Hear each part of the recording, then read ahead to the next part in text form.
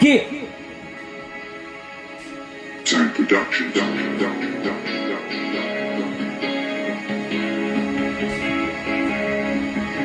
Pinili ay napod, maong nangapod-apod sa kwartang kinuharapod, buwis ng bayan ang kunon pagyod, kabaga na lang yun, naglibog ko, tao pa ba niya kung kaatbang urbuwayang nga nagsuot o barong Tagalog lang, palihog lang, kung naapak kay kaluoy, pahawa lang,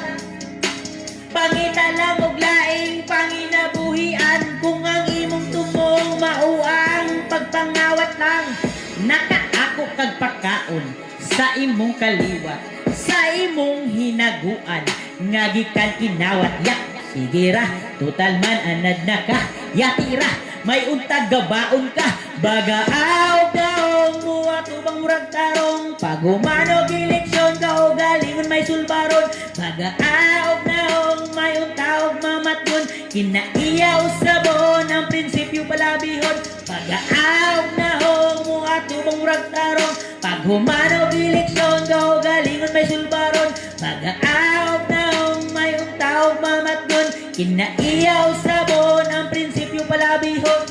ayaw pabayad sa imong katungod, kay maura ni ang higayon nga ikaw ang masunod, sa taag tarong ang kamahong, kay basin nagpaka aron ingnon, ayaw patunto sa kabuutan, kay gigamit lang na aron mabuslan imong pagsalig, iyang makuptan aron sa pag-abot imong butuhan, susiha ang iyang kredibilidad, kung matinodanon dili mangilad, na ay prinsipyo nga pagkatao mubarog sa tama, dili mang loko, hinaot ang tanan,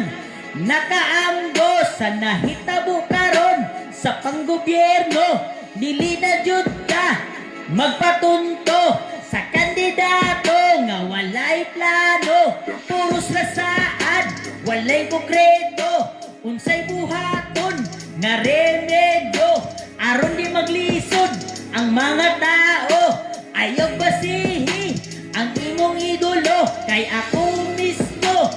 aminado nga ingon ana, umuboto karon nagbago na jud in taon ko para sa nasod nga gipangga ko,